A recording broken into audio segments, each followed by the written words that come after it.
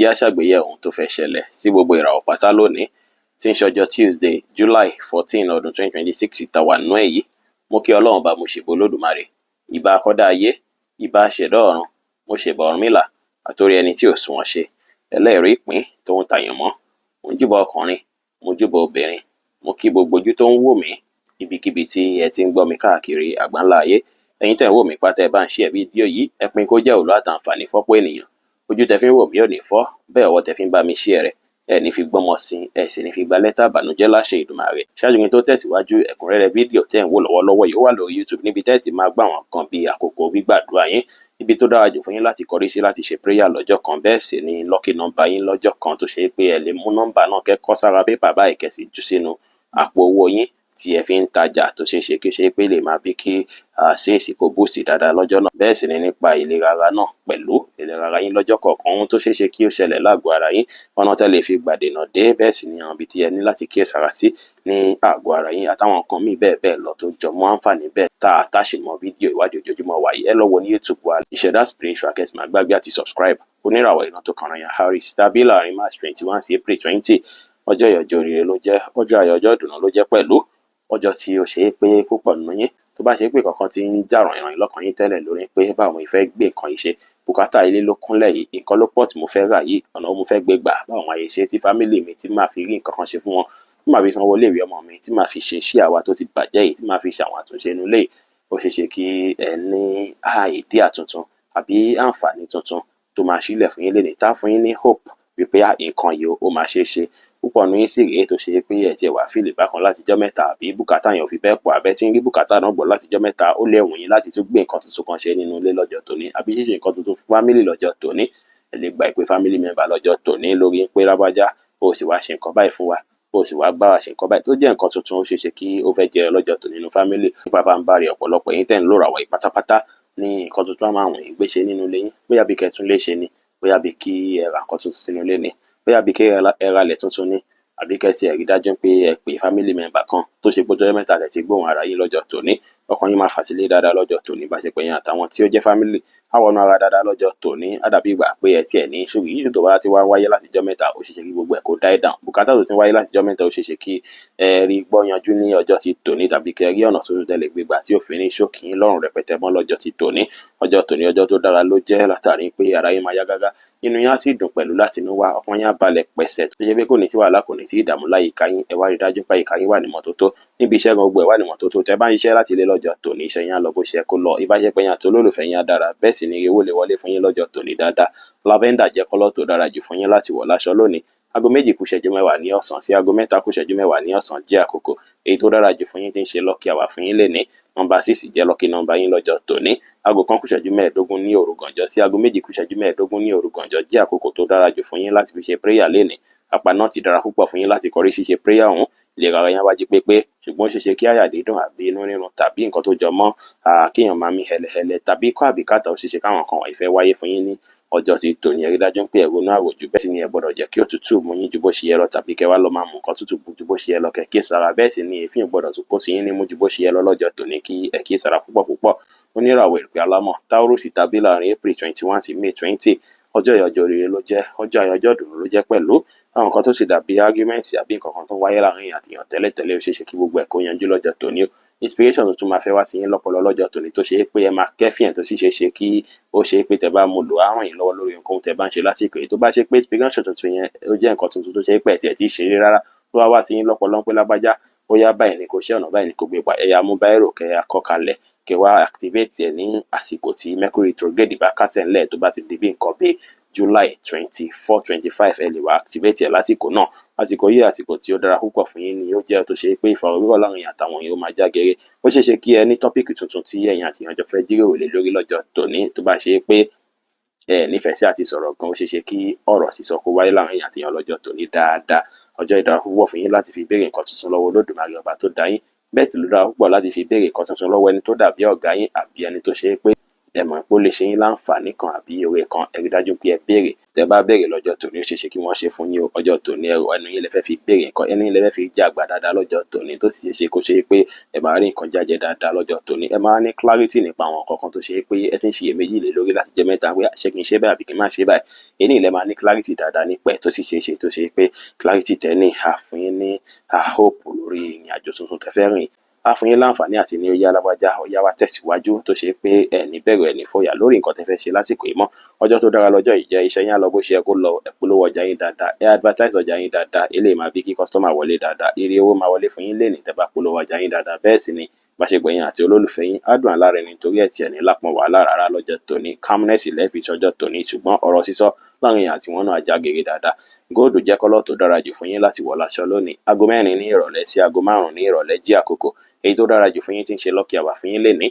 Nọ́mbà 6 jẹ́ lucky nọ́mbà yín lọ́jọ́ tòní. Aago 12 ní òru gànjọ́ sí aago 1 lóru gànjọ́ jẹ́ àkókò èyí tó dára púpọ̀ fún yín láti fi ṣe prayer lọ́jọ́ tòní. Apasautu dára púpọ̀ fún yín láti kọrí ṣíṣe prayer ọ̀hún, tó ti ṣe ṣe kẹrẹ opportunity láti ibẹ̀ náà. Ìlera ara yín wá jí pépé, ṣùgbọ́n ẹ ṣọ́ra ṣe lọ́jọ́ tòní kí stress má pọ̀ ju bó ṣe yẹ lọ, kó má jẹ́ pé apá máa ròyìn, ọrùn ọwọ́ wa máa ròyìn tẹ́ bá tún type jù lọ́jọ́ tòní. Kẹ́ kíyèsára. Oníràwọ̀ afẹ́fẹ́ aláwàdà Gemini tàbí láàrin May 21 sí June 21. Ọjọ́ ìyọjọ́ ayọ̀, ọjọ́ ìdùnnú, ọjọ́ ire ló jẹ́ fún yín o. Látàrí pé púpọ̀ nínú yín lọ́jọ́ tòní àwọn nǹkan tí yóò dàbí òkè lọ́kàn àyà yín, bí àwọn nǹkan tí ẹ fẹ́ fowó ṣe tó dàbí bùkátà tó ti ń mú yín bẹ̀rù bójó láti jọ́ mẹ́ta pé tí nǹkan ìtẹ̀ máa ṣe ṣe, báwo máa tiẹ̀ ṣe wá rí ṣe báyìí. Ọ̀nà mo fẹ́ gbàgbà tí màá fi rówó ṣe nǹkan yìí, ó ṣeé ṣe kí Ọlọ́run padà bọ́ta búrẹ́dì yín kí ẹ rí ọ̀nà àbáyọ lórí àwọn nǹkan wọ̀nyí lọ́jọ́ tòní. Ọ̀nà owó tuntun lè ṣe fún yín lọ́jọ́ tòní o. Mo kí yín kú oríire. Idea tuntun sì lè wá sí yín lọ́kàn lọ́jọ́ tòní. Ẹ dájú pé ẹ wà watchful dáadáa, ẹ wà watchful kẹ́fìn rẹ̀ dáadáa látàárọ̀ títí dàṣálẹ́ ọjọ́ tòní. Tí nǹkan kan bá sọ sí yín lọ́kàn pé ó ṣe ṣe báyìí, ó ṣe ṣe báyìí, nǹkan yẹn ògidì ni o. Ẹ rí dájú pé ẹ mú sí ọwọ́ àlàáfíà yín, kẹ́ má jẹ́ kí ó sọnù rárá. Kí ẹ rí dájú pé ẹ mú lò, ó máa ràn yín lọ́wọ́, á jẹ́ kí nǹkan rere kó wọlé tàn yín wá. Àsìkò yóò wà dára púpọ̀ fún yín láti fi bẹ̀rẹ̀ iṣẹ́ tuntun àbí business tuntun rárá. Wọ́n tẹ́ bá ní business tẹ́ ń ṣe tẹ́lẹ̀ tẹ́kọ̀ fẹ́ jẹ́ kí ó túbọ̀ pẹ̀kun sí, ẹ lè túbọ̀ fi kún lọ́jọ́ tí tòní, kò sí problem. Torí a ṣe ń bígbà pé kọ́pọ̀lọpọ̀ yín gan kẹ́ ra nǹkan tuntun. Nǹkan tuntun àwọn yín rà, bóyá kí n kówó lórí nǹkan tuntun, bóyá kí n ra gbá, bóyá kí n ra gbogbo nǹkan wọ̀nyí á máa wọ̀nyí ṣe lọ́jọ́ tòní dáadáa. Ọjọ́ ìjọ tó ṣe é pé ẹni láti jìnnà sí à ń náwó nínú àpà.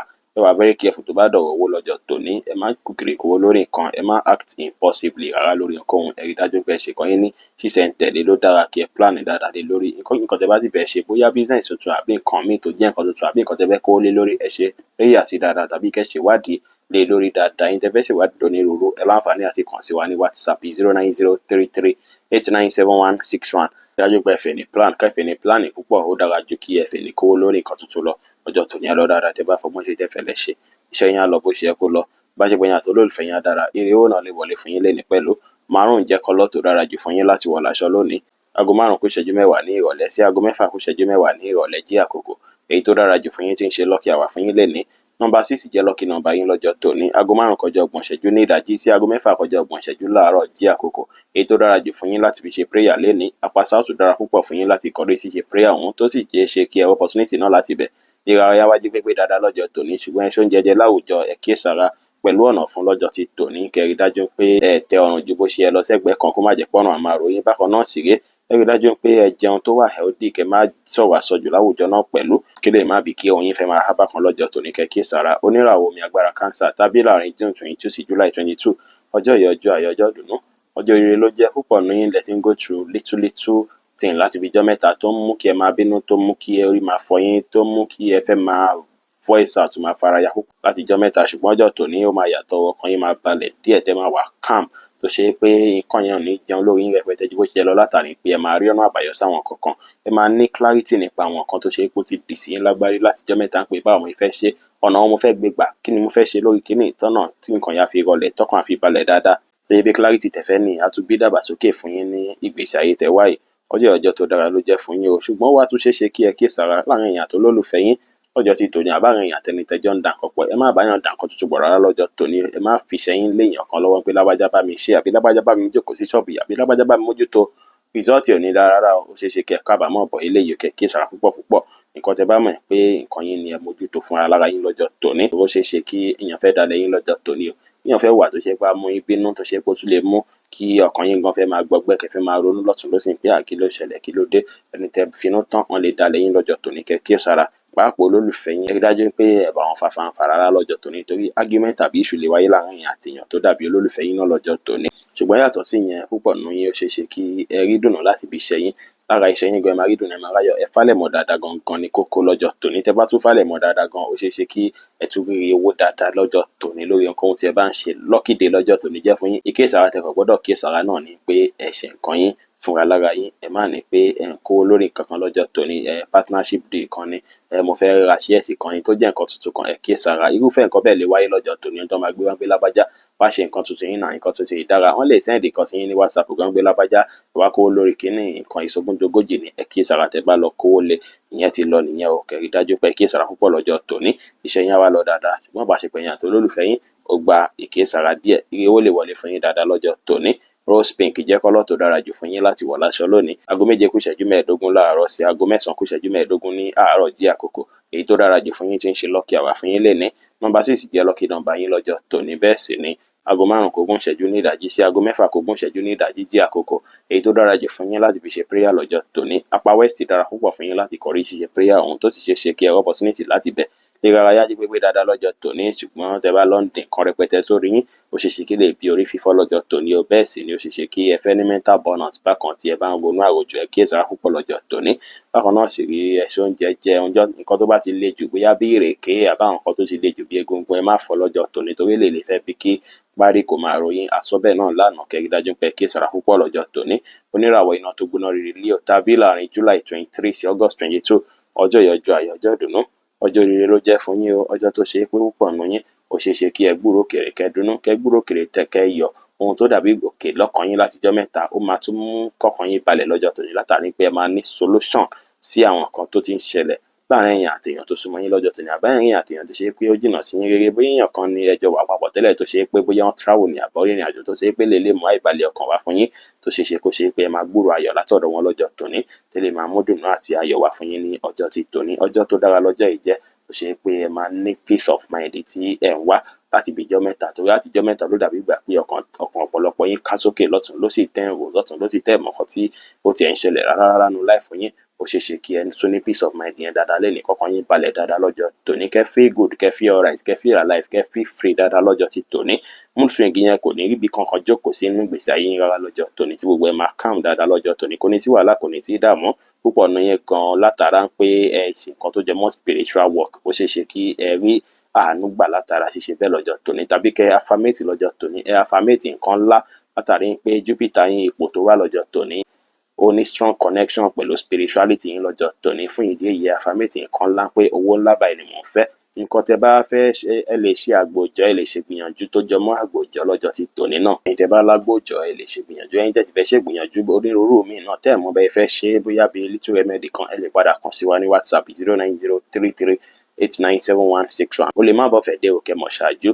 Iṣẹ́ yẹn wá lọ dáadáa lénìí ìbáṣepọ̀ yẹn àti olólùfẹ́ yẹn á dùn alárinrin. Ire owó lè wọlé fún yín lénìí pẹ̀lú.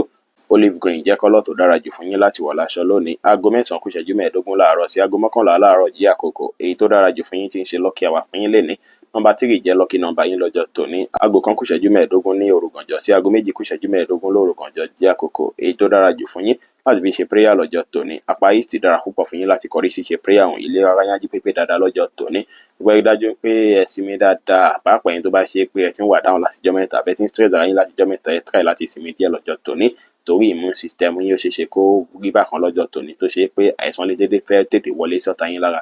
Ẹ má expose ara yín sótútù, ẹ má jẹ́ kẹ́fọn jẹ yín jù kí lè má fa sickness sí ara ọ̀tá yín lọ́jọ́ tòní. Kẹ́ kíyèsára púpọ̀. Oníràwọ̀ ìpẹ́ funfun Virgo tàbí láàrin August 23 sí September 22 ọjọ́ yìí ọjọ́ tí ó dára ló jẹ́, ọjọ́ ìdùnnú ọjọ́ ayọ̀ ló jẹ́ pẹ̀lú ọjọ́ tó ṣe é pé ó ṣeé ṣe kí ọ̀pọ̀lọpọ̀ yín kẹ́kọ̀ọ́ máa kọ̀ sí ọ̀rẹ́ tuntun lọ́jọ́ tòní. Ọ̀rẹ́ tuntun eléyìí tó fẹ́ wọnú ìgbésí ayé yín ẹ má finú tán rárá o. Ẹ má finú tán rárá látàrí pé ọ̀rẹ́ tuntun yìí ó ṣeé ṣe kó ṣe é pé ó lè fẹ́ wá ba life ọ̀tá yín jẹ́ ní kí ẹ kíyèsára púpọ̀ lọ́jọ́ tòní torí àsìkò Mercury retrograde la wà. Nǹkan tuntun tó bá ṣẹlẹ̀ lásìkò Mercury retrograde ó máa padà ṣe ségesège ní ọjọ́ iwájú ní kí ẹ kíyèsára púpọ̀ lọ́jọ́ tòní. Ṣùgbọ́n téèyàn tuntun bá wá sínú ayé yín tó bá ọ̀fà yín ní kankan tẹ́ mọ̀ pé ó máa ṣe yín láǹfààní ẹ welcome ẹ kò sí wàhálà kò sí dààmú. Ṣùgbọ́n ẹ má jẹ́ kí intimate yín kó deep rẹpẹtẹ ju bó ṣe yẹ lọ tàbí kẹ́ study wọn dáadáa ṣáájú kẹ́ tó ní pé mo trust lágbájá yìí mo gbà fún lágbájá yìí. Kẹ́ kíyèsára púpọ̀ lọ́jọ́ tòní bíi sógúndógójì pé lágbájá ìwọ náà wá bá wọn nípìn nínú ẹ̀. Má ṣe ṣe bẹ́ẹ̀ lọ́jọ́ tòní o, kí lè má lọ bí ìkábàámọ̀ tí ó lágbára. Kí sára púpọ̀ lọ́jọ́ tòní. Ẹ rí dájú pé ẹ bá àwọn èèyàn ṣe pẹ̀lú ìfẹ́, torí ìbáṣepọ̀ yín àtàwọn ọ̀rẹ́ àtàwọn alásùnmọ̀ yín á wọnú ara dáadáa. Á dàbí ìgbà pé gbogbo wọn pátá léèyàn tuntun tẹ́ ẹ̀ṣẹ̀ mọ̀ ni, tó ṣe pé gbogbo nǹkan máa dùn yín gbà láàrin yín lọ́jọ́ tòní. Àárín yín máa gún régé dáadáa lọ́jọ́ tòní. Ó ṣeé ṣe kọ́ nídìí yín, ẹ̀yin náà sì lè nídìí wọn lọ́jọ́ tòní. Ẹ bá ń ṣiṣẹ́ láàyè iṣẹ́ lọ́jọ́ tòní, ẹ máa rí support látọ̀dọ̀ èèyàn tó gbà yín ká. Ẹni tí ò bá yín ṣe dáadáa tẹ́lẹ̀ gan, wọ́n á tún bá yín ṣe dáadáa lọ́jọ́ tòní. Á máa yà yín lẹ́nu pé àṣé ń pé Kábírù ṣe ń kó lè dúró tì mí báyìí, nípò náà ṣe lè support mi báyìí lọ́jọ́ tí tòní. Tẹ́ bá lóyin ilé ẹ̀ lè lákẹ́ tó kù òǹlé ilé máa ran ọjà yín lọ́wọ́ dáadáa lọ́jọ́ tòní. Àwọn customer wa lọ́tùn lósì torí ọjọ́ tòní connection day ló jẹ́ fún yín, networking day ló jẹ́ fún yín, pẹ̀lú tí gbogbo nǹkan yín á lọ bó ṣe kó lọ. Ẹ prove ara yín pẹ̀yìn gan fúnra lára yín, nǹkan tẹ́ ń ṣe yìí ẹ mọ̀ pẹ́ dáadáa. Ẹ jẹ́ kí àwọn èèyàn mọ̀ sí dáadáa lọ́jọ́ tòní. Kẹ́ polówó ẹ̀ kẹ́ sì ṣe lọ́nà tó ṣe pé ó máa gbà wà òkè dáadáa. Iṣẹ́ yẹn wá lọ dáadáa, ìbáṣepọ̀ yín àti olólùfẹ́ yín á dùn alárinrin. Ire owó máa wọlé fún yín lénìí. Magenta jẹ́ kọ́lọ̀ tó dára jù fún yín láti wọ̀ láṣọ lónìí. Aago 11 láàárọ̀ sí aago 1 kọjá ìṣẹ́jú 15 ní ọ̀sán jí àkókò èyí tó dára jù fún yín tí ń ṣe lucky hour fún yín lénìí. Nọ́mbà 4 jẹ́ lucky number yín lọ́jọ́ tòní. Aago 2 kù ìṣẹ́jú 15 ní òru gànjọ́ sí aago 3 kù ìṣẹ́jú 15 lóru gànjọ́ jí àkókò èyí tó dára jù fún yín láti fi ṣe prayer lénìí. Apá náà ti dára púpọ̀ fún yín láti kọrí sí ṣe prayer ọ̀hún. Ìlera ara yín wá jí pépé, ṣùgbọ́n ara ríro ó lè máa ṣe yín lọ́jọ́ tòní. Jẹ̀díjẹ̀dí lè máa ṣọ̀pọ̀lọpọ̀ yín lọ́jọ́ tòní. Òtútù sì lè máa mọ́pọ̀lọpọ̀ yín lọ́jọ́ tòní. Dájú pé expose ara yín sótútù ju bí ó ṣe yẹ lọ lọ́jọ́ tòní. Dájú pé àwọn oúnjẹ tó bá ti ní ṣúgà jù, bóyá bí àwọn soft drink ni àbí nǹkan tó bá ti jẹ́ pé ó ní carbohydrate ju bó ṣe yẹ lọ, kí sára pẹ̀lú ẹ̀ lọ́jọ́ tòní. Ẹ ti mú mi dáadáa lọ́jọ́ tòní. Oníràwọ̀ afẹ́fẹ́ márìmífín Libra tàbí láàrin September 23 sí October 22. Ọjọ́ tó dára ló jẹ́, ọjọ́ ayọ̀ ló jẹ́ láti fi falẹ̀ mọ́ iṣẹ́ yín. Ọ̀rọ̀ iṣẹ́ báyìí ló máa wà lórí rẹpẹtẹ lọ́jọ́ tòní. Issue iṣẹ́ wáyé láti bí nǹkan bíi àná àbí ìjẹta, bóyá láàrin èèyàn àti customer ni, àbí ọjà kan ni ẹ fẹ́ tà tó ṣe pé bóyá ẹ ṣe mistake lé lórí, àbí ọjà ni ò yá dáadáa. Ó ṣeé ṣe kí gbogbo yẹn kó dùn àfihẹ́yìn lọ́jọ́ tòní o, tó ṣe pé ẹ máa ní lọ́jíìkì tuntun nípa ọ̀nà tẹ́lẹ̀ gbígbà láti jẹ́ kọjá yín yẹn kó máa yá dáadáa, láti jẹ́ kí ipò tẹwà láwùjọ kó tún tayọ dáadáa. Ẹ máa fẹ́ fi ra yín sípò ọ̀wọ̀ dáadáa lọ́jọ́ tòní. Ẹ ní fẹ́ stain rárá lọ́jọ́ tòní. Bẹ́ẹ̀ sì ni iṣẹ́ yín máa jẹ́ main focus yín lọ́jọ́ tòní, tó sì ṣeé ṣe kí ọ̀pọ̀lọpọ̀ yín kó pè yín fún contract tuntun tàbí díìlì tuntun lọ́jọ́ tòní, tàbí kí customer tuntun kó wọnú life yín lọ́jọ́ tòní, tó ṣe pé ẹ máa rá àǹfààní àti ìfàjẹ́ lára wọn dáadáa. Ọjọ́ ìdára púpọ̀ jù fún yín láti fi rí dájú pé ẹ upgrade àwọn nǹkan tí ẹ ń ṣe níbi iṣẹ́. Ọ̀nà tẹ́ ń gbà ṣiṣẹ́ tó bá dàbí ìgbà kó ti wà outdated, ẹ ronú jinlẹ̀ nípa nǹkan tuntun tẹ́ tún lè ṣe láti jẹ́ kí iṣẹ́ náà tún dára padà. Ọjọ́ yìí focus yín báyìí lórí iṣẹ́ ló gbọ́dọ̀ dá lé lórí. Ẹ sì rí dájú pé ẹ bá àwọn èèyàn ṣe pẹ̀lú àwàdà, ìfẹ́, ọ̀yàyà tẹ́ máa ṣe ń bá àwọn èèyàn ṣe tẹ́lẹ̀, fi bá àwọn èèyàn ṣe dáadáa láàyè iṣẹ́ lọ́jọ́ tòní, torí gbogbo yín pátá lẹ wà jovial lẹ ti jẹ́ social sign lọ́jọ́ tòní. Ẹ rí dájú pé ẹ lo social talent yín yẹn, kẹ́ ẹ rí dájú pé ẹ lò ní ọ̀nà tó máa gbà ràn yín lọ́wọ́ dáadáa lọ́jọ́ tòní. Iṣẹ́ yín á lọ dáadáa, ìbáṣepọ̀ yín àti olólùfẹ́ yín á dára. Ire owó lè wọlé fún yín lénìí. Orange jẹ́ kọ́lọ̀ tó dára jù fún yín láti wọ̀ láṣọ lónìí.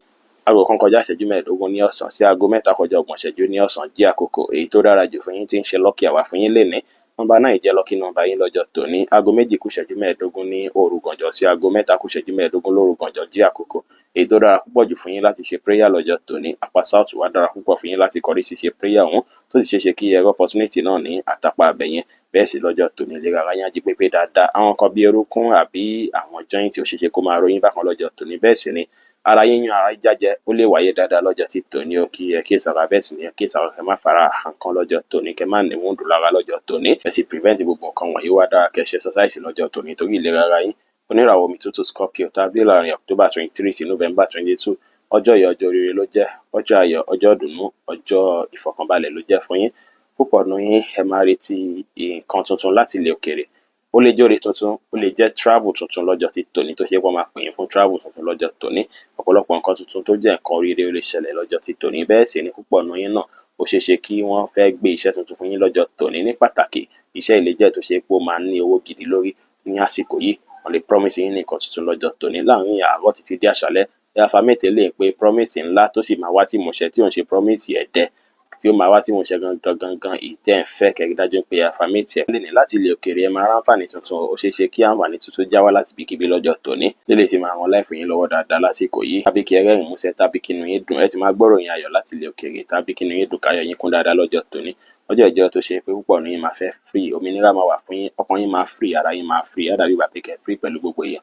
Bẹ́ẹ̀ sì ni ìdàgbàsókè gbogbo nǹkan yín pátá ló máa wà lọ́kàn yín, tó sì ṣeéṣe kí nǹkan yín kí ó túbọ̀ tẹ̀síwájú dáadáa lọ́jọ́ tòní, kó expand dáadáa, káwọn èèyàn tún mọ̀ yín sí, kẹ́ tún ní recognition sí dáadáa ní àsìkò tí ẹ wáyé. Akitiyan tẹ́ bá wá ń ṣe ó máa wá pay lásìkò yìí. Stress tẹ́ ti ń go through látijọ́ mẹ́ta ó ṣeé ṣe kí ẹ rí ibì kan bá já lọ́jọ́ tòní tó ṣe pé á tún fi yín lọ́kàn balẹ̀ díẹ̀ pé nǹkan yóò dàbí pé ó ti ń lọ báyìí, nǹkan yóò dàbí ìgbà pé ó máa padà wá wọ́ọ̀kì báyìí, inú mi ti ẹ̀ ń dùn, ayọ̀ mi ti ẹ̀ ń kún lọ́wọ́lọ́wọ́ báyìí. Gbogbo nǹkan báyìí lè wáyé lọ́jọ́ tòní. Iṣẹ́ yẹn wá lọ dáadáa, tẹ́ bá fálẹ̀ mọ́ṣẹ́, bá ṣe pé yín àti olólùfẹ́ yín náà á wà òkè lọ́jọ́ tòní, torí omi tuntun lè rú kẹja tuntun kó wọnú ẹ̀ lọ́jọ́ sí tòní, bẹ́ẹ̀ sì ni ire owó lè wọlé fún yín lọ́jọ́ sí tòní. Dark purple jẹ́ kọ́lọ̀ tó dára jù fún yín láti wọ̀ láṣọ lónìí. Aago 3 kọjá 30 ìṣẹ́jú ní ọ̀sán sí aago 6 kù 20 ìṣẹ́jú ní ìrọ̀lẹ́ jẹ́ àkókò èyí tó dára jù fún yín tí ń ṣe lucky hour fún yín lénìí. Nọ́mbà 7 jẹ́ lucky nọ́mbà yín lọ́jọ́ tòní. Aago 3 kù ìṣẹ́jú 15 ní òrùkànjọ́ sí aago 4 kù ìṣẹ́jú 15 ní ìdajì jẹ́ àkókò èyí tó dára jù fún yín tí ń ṣe lucky hour fún yín lénìí. Apá náà ti dára púpọ̀ fún yín láti kọrí ṣíṣe prayer lọ́jọ́ tòní. Ó ṣeé ṣe opportunity tún ti apá bẹ̀rẹ̀ náà wáyé. Ọ̀pọ̀lọpọ̀ yín lọ́jọ́ tòní ara yín máa jí pépé, ìlera ara yín á jí pépé, kò ní sí wàhálà, kò ní sí dààmú, ṣùgbọ́n míì nínú yín ó ṣeé ṣe kí ọwọ́ bàràdìgí ro kò fẹ́ máa ro yín bí ọwọ́ ìsàlẹ̀ ẹ̀yìn kó máa dùn yín bákan ní ọjọ́ ti tòní. Ẹ rí dájú pé ẹ kọ bí ara sí kí ẹ lo oògùn tó ṣe pé ó máa bí kí pain náà kó relieve yín dáadáa. Ẹ má wá dúró pẹ́, ẹ má dẹ̀gbẹ́ pẹ́, ẹ má jókòó pẹ́, ẹ má bẹ̀rẹ̀ fún ìgbà pípẹ́ lọ́jọ́ tòní, ẹ má wà ní position kan fúngbà pípẹ́ lọ́jọ́ tòní. Eléyìí má bàa fa ara ríro fún yín, kẹ́ kíyèsára. Oníràwọ̀ iná àtùpà Sagittarius tàbí láàrin November 23 sí December 22. Ọjọ́ ìyọjọ́ ayọ̀, ọjọ́ ìdùnnú, ọjọ́ ire ló jẹ́ fún yín. Ọjọ́ tó ṣe pé púpọ̀ nù yín ẹ máa wà highly creativity yín máa speak dáadáa lọ́jọ́ ti tòní, tó jẹ́ pé àwọn idea tuntun á wá sí yín lọ́pọlọ lọ́tùn lósì, talent yín máa farahàn dáadáa lọ́jọ́ tòní. Ẹ máa ní recognition tẹ́ ẹ̀ ń fẹ́ lọ́jọ́ tòní, àwọn èèyàn á dá yín mọ̀ sí dáadáa lọ́jọ́ tòní. Ire ìfàsí lè wọlé fún yín dáadáa lọ́jọ́ tòní. Ìfà tẹ́ẹ̀tì ẹ̀yíṣẹ́ fún rárá ó lè já wọlé láti ibikíbi lọ́jọ́ tòní. Àwọn èèyàn àti àwọn àna yín agúnrégé, àwọn èèyàn tó lólùfẹ́ yín náà agúnrégé dáadáa lọ́jọ́ tòní, tó ṣe pé bí kẹjọ wà papọ̀ ló máa ṣe yín lọ́jọ́ tòní. Ọjọ́ tó dára lọ́jọ́ tòní jẹ́ fún yín, gbogbo nǹkan yín á flow bó ṣe yẹ kó flow. Bọ́ọ̀nù yín lọ́jọ́ tòní sì rèé, ó dára kí ẹ fè ní kí ẹ fi ṣàròjinlẹ̀ nípa life yín. Nǹkan kan máa wà tẹ́ máa mú jáde látara àròjinlẹ̀ tẹ́ fẹ́ rò yìí tó sì máa ran life yín lọ́wọ́ lásìkò tẹ́ wà gidi gan. Ẹ introspect dáadáa lọ́jọ́ tòní. Introspection yìí á jẹ́ tó máa ràn yín lọ́wọ́ tó ṣeéṣe kó transform life yín, tó máa bí kí ayé yín kí ó tún wọ aṣọ tuntun lọ́jọ́ tòní. Ọjọ́ tó dára lọ́jọ́ tòní jẹ́ ti gbogbo àlọ́ dáadáa. Ìbáṣepọ̀ yín àti olólùfẹ́ yín á dára, iṣẹ́ á lọ dáadáa, ìyówó náà lè wọlé fún yín lénìí. Pink jẹ́ kọ́lọ̀ tó dára jù fún yín láti wọ̀ láṣọ lónìí. Aago 6 kù 20 ìṣẹ́jú ní ìrọ̀lẹ́ sí aago 7 kọjá ìṣẹ́jú 13 ní àṣálẹ́ jẹ́ àkókò èyí tó dára jù fún yín tí ń ṣe lucky hour fún yín lénìí. Nọ́mbà 7 jẹ́ lucky nọ́mbà yín lọ́jọ́ tòní. Aago 6 kọjá 30 ìṣẹ́jú láàárọ̀ sí aago 7 kọjá 30 ìṣẹ́jú láàárọ̀ jẹ́ àkókò èyí tó dára jù fún yín láti fi ṣe prayer lọ́jọ́ tòní. Southwest dára púpọ̀ fún yín láti kọrí ṣíṣe prayer ọ̀hún tó sì ṣe kẹ̀kẹ́ àǹfààní àti oore láti bẹ̀ náà. Ọjọ́ tòní lè rárá yín á jí pépé, ṣùgbọ́n àwọn míì ní tó ṣe pé kì í fi bẹ́ẹ̀ kọbi ara sí àìlera yín, ó ṣeéṣe kí nǹkan bíi jẹ̀díjẹ̀dí kó fẹ́ ṣe yín lọ́jọ́ tòní o. Ìdí yíyọ lè wáyé lọ́jọ́ tòní, ìgbẹ́jẹ̀ lè wáyé lọ́jọ́ tòní, ìgbẹ́yín lè lé lọ́jọ́ tòní. Ẹ rí dájú pé mú mi dáadáa, ẹ sì já àwọn nǹkan tó ṣe pé ó máa bí kí ìgbẹ́yín jáde ní wọ́ọ́rọ́wọ́. Bẹ́ẹ̀ sì ni infection lè wáyé fọ́pọ̀lọpọ̀ ẹni tí ó bá ní protected sex pẹ̀lú stranger lọ́jọ́ tòní, kẹ́ kíyèsára púpọ̀. Ẹ rí dájú pé ẹ maintain good hygiene lọ́jọ́ tòní, kọjọ́ tòní lè lọ dáadáa. Oníràwọ̀ erùpẹ̀ eruku Capricorn tàbí láàrin December 23 sí January 19. Ọjọ́ ìyọjọ́ tó dára ló jẹ́ láàrin èèyàn tó lólùfẹ́ yín báyìí. Á dàbí ìgbà pé nǹkan tuntun jáde ń bẹ̀, omi tuntun á ró, ẹja tuntun á kó wọnú ẹ̀. Ìbáṣepọ̀ yín á dàbí ìgbà pé ẹ ṣẹ̀ṣẹ̀ bẹ̀rẹ̀ lánàá yìí ni. Ìbáṣepọ̀ yín á wọnú ara dáadáa lọ́jọ́ tòní tó ṣe pé gbogbo nǹkan yín á lọ dáadáa, gbogbo nǹkan yín á dùn yàn gbà, kò ní sí wàhálà, kò ní sí ìdààmú. Lánàá náà a sọ bẹ́ẹ̀ náà, ṣùgbọ́n ènìyàn máa tún yàtọ̀ àrà ọ̀tọ̀ ní tèní tó ṣe pé ó ṣeéṣe kí ẹ tún kẹ́fìn likeness tuntun látara olólùfẹ́ yín. Ìbáṣepọ̀ yín máa dùn alárinrin dáadáa lọ́jọ́ tòní. Nǹkan tó bá dàbí iṣu tó ti ń wáyé láàrin yín tẹ́lẹ̀, ó ṣeéṣe kí iṣu náà kí ó tún fẹ́ níyànjú díẹ̀ lọ́jọ́ tòní. Ìfọ̀rọ̀wérọ̀ lórí nǹkan tuntun gan lè wáyé láàrin yín àti olólùfẹ́ yín lọ́jọ́ tòní. Ìyẹn sì lè padà bí misunderstanding ní ọjọ́ iwájú tẹ́ bá kíyèsára púpọ̀. Ẹ rí dájú pé ẹ fọgbọ́n ṣe láàrin wọn náà lọ́jọ́ tòní. Ẹ fìfẹ́ hàn sí wọn káwọn náà fìfẹ́ hàn sí yín padà. Ẹ ṣe dáadáa sí olólùfẹ́ yín káwọn náà ṣe dáadáa sí yín padà.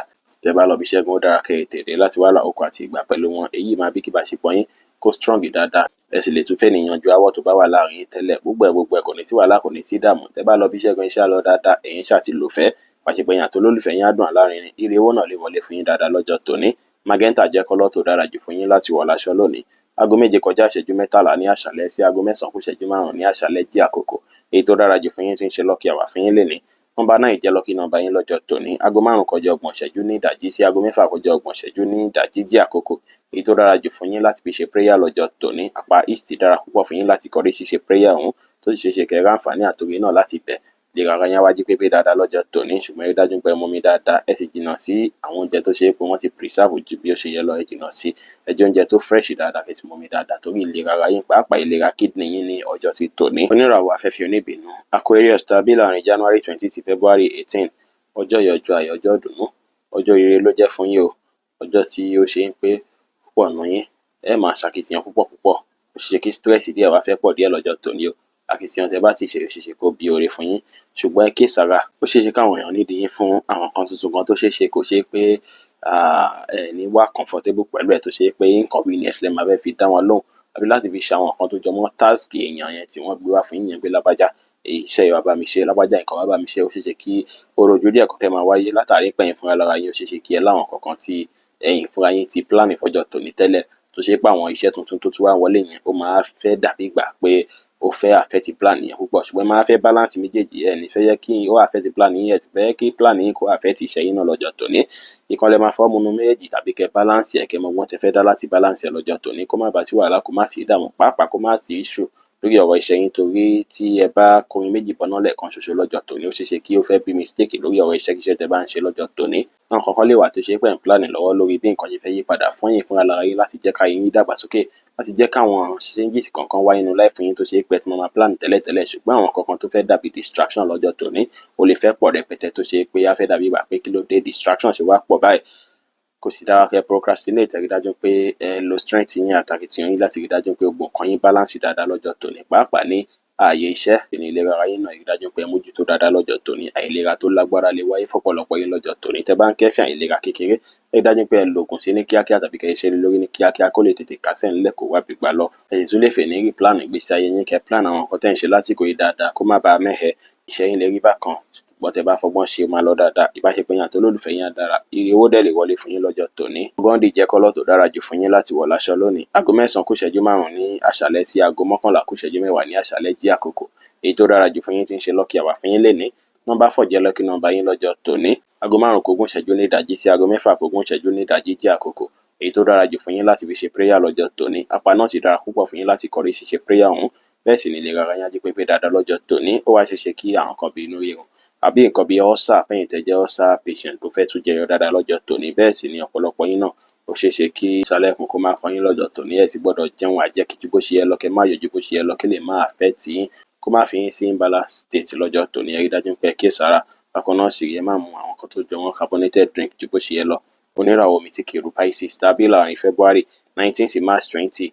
Ọjọ́ yìí ọjọ́ ayọ̀, ọjọ́ ìdùnnú, ọjọ́ ire ló jẹ́, ọjọ́ tó ṣe pé creativity yín báyìí ó máa wà tí highest peak dáadáa lọ́jọ́ tòní táwọn èèyàn máa gbà tí yín dáadáa. Gbogbo nǹkan tẹ́ bá ń ṣe bí idán báyìí ló máa rí, torí bí idán báyìí lọ́la ń takùn tiẹ̀, bí idán ló máa rí lójú àwọn èèyàn pé báwo ló ṣe ọ̀nà wo ló gbé gbà. Ẹ̀yin gangan ni òǹfà yín máa fa àwọn èèyàn lọ́jọ́ tòní. Àwọn èèyàn á dàbí ìgbà pé kó súnmọ́ yín, bí ìgbà pé kó bá yín ṣe ló máa rí. Ó wá dára lénìí kí ẹ múra dáadáa, kí ẹ dùn rí, kí ẹ jáde lọ káwọn èèyàn rí yín kó dá yín mọ̀ kọ́ ní lágbájá ló dé ìtàmẹ̀dò ló wọ̀lú yìí. Ẹ múra dáadáa lénìí kí ẹ dùn rí, ẹ sì ṣiṣẹ́ yín lọ́nà tó máa gbà tayọ. Tẹ́ bá ṣiṣẹ́ yín tó perfect dáadáa lọ́jọ́ tòní ó ṣeéṣe kí àwọn èèyàn tún kówó lórí iṣẹ́ yín dáadáa tàbí kó tún dá yín mọ̀ sí dáadáa yàtọ̀ ní ọjọ́ ti tòní. Ọjọ́ tó dára lọ́jọ́ yìí jẹ́ tó ṣe pé ó ṣeéṣe kí ọ̀pọ̀lọpọ̀ yín kí ẹ rọ́nà tuntun tó máa gbà wọlé fún yín lọ́jọ́ tòní tàbí kẹ́ láì dí àtúntún àbí nǹkan tuntun tẹ́ fẹ́ ṣe tó ṣe pé tẹ́ bá ṣe nǹkan yín á bẹ́ẹ̀ sì lọ dáadáa tí ire á tún bá wọlé dáadáa fún yín púpọ̀. Ọ̀pọ̀lọpọ̀ yín àwọn kankan máa wà tẹ́ máa achieve béèrè lọ́jọ́ tòní tàbí kí opportunity kó kọjá tó ṣe pé máa fẹ́ grab ẹ̀ tó sì máa wúlò fún yín dáadáa lọ́jọ́ tòní. Ẹ rí dájú pé ẹ ní ìrẹ̀lẹ̀ ẹ sì gbéraga rárá. Ẹ rí dájú pé ẹ ṣe nǹkan yín lọ́nà tó máa gbà wá perfect tí ò ní sí wàhálà tí ò ní sí ìdààmú. Tó bá lè ṣe lè gbọ́ nǹkan yín á lọ bó ṣe yẹ kó lọ lénìí. Iṣẹ́ yín á lọ dáadáa, àwọn èèyàn á gbà tí yín níbi iṣẹ́, ọpọlọ yín á sì jí pépé dáadáa lọ́jọ́ tòní tó lè máa jẹ́ kí iṣẹ́ yín dùn kó wà òkè dáadáa. Bẹ́ẹ̀ sì ni ìbáṣepọ̀ yín àti olólùfẹ́ yín á dára. Ire owó náà lè wọlé fún yín lọ́jọ́ tòní. Gold jẹ́ kọ́lọ̀ tó dára jù fún yín láti wọ̀ láṣọ lónìí. Aago 1 kù ìṣẹ́jú 10 ní ọ̀sán sí aago 2 kù ìṣẹ́jú 10 ní ọ̀sán jí àkókò. Èyí tó dára jù fún yín tí ń ṣe lucky hour fún yín lénìí. Nọ́mbà 3 jẹ́ lucky number yín lọ́jọ́ tòní. Aago 5 kù ogún ìṣẹ́jú ní ìdájí sí aago 6 kù ogún ìṣẹ́jú ní ìdájí jí àkókò. Èyí tó dára jù fún yín láti ṣe prayer lọ́jọ́ tòní. Southwest dára púpọ̀ fún yín láti kọrí ṣíṣe prayer ọ̀hún tó sì ṣe jẹ́ kẹ́ àǹfààní láti bẹ̀ lè ra ara yín á jí pépé dáadáa lọ́jọ́ tòní. Ṣùgbọ́n àmì ìnú yóò ṣeéṣe kí spinal cord kó fẹ́ máa ròyìn bákan tàbí kí àwọn kan tó jọmọ́ bí egungun gbáyà kó máa fẹ́ máa roni bákan lọ́jọ́ ti tòní. Kẹ́ rí dájú pé ẹ tọ́jú ìlera ara yín tẹ́ bá kẹ́fìn àìlera kékeré. Ẹ sì jìnnà sí nǹkan tó lè bí ṣọ́ọ̀kì fún yín nínú ọkàn yín lọ́jọ́ tòní bí bad news. Kẹ́ kíyèsára.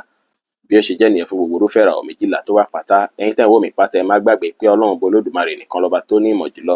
Ẹ̀yin tẹ́ fẹ́ ṣèwádìí onírúurú láǹfààní àti kàn sí wa ní WhatsApp 09033897161. Ní gbogbo ajẹ́ tiwa lónìí, lọ́sẹ̀ yìí, lóṣù yìí àti ní gbogbo ọjọ́ ayé wa láṣẹ Èdùmàrè. Ire o.